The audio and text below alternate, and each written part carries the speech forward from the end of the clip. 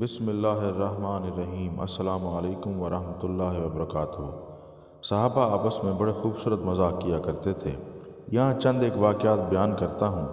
صاحب علم افراد سے تصحیح کی درخواست ہے۔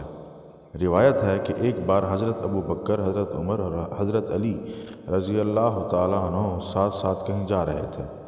حضرت علی بیچ میں تھے اور دائیں بائیں حضرت عمر اور حضرت ابو بکر تھے۔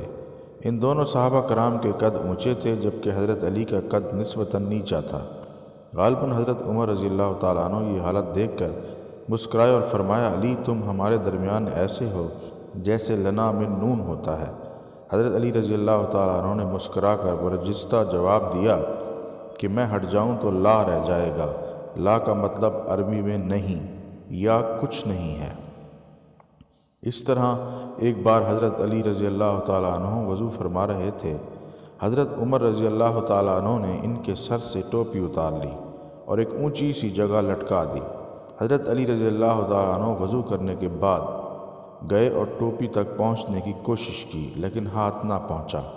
مسکرائے اور انتظار کرنے لگے۔ جب حضرت عمر رضی اللہ تعالیٰ عنہ وضو فرمانے لگے تو آپ نے ان کے سر سے ٹوپی اتار لی۔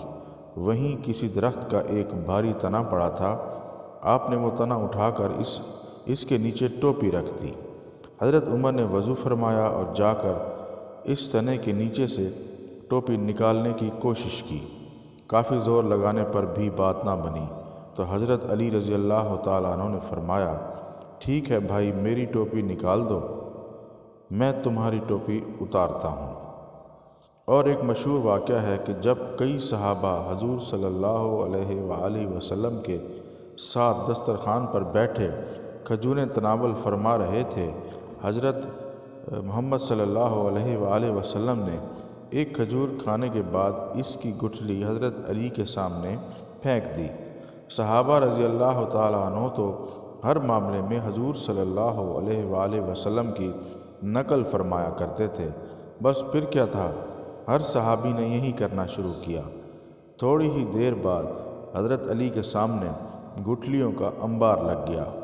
جب کھجوریں ختم ہوئیں تو کسی صحابی نے مزاحاً حضرت علی سے فرمایا، علی لگتا ہے تم کو زیادہ ہی بھوک لگتی تھی۔ حضرت علی نے اپنے سامنے گٹھلیوں کا انبار دیکھا تو معاملہ سمجھ گئے۔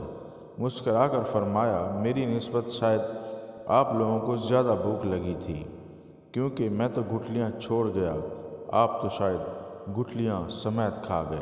واللہ عالم بالصواب۔ جزاک اللہ۔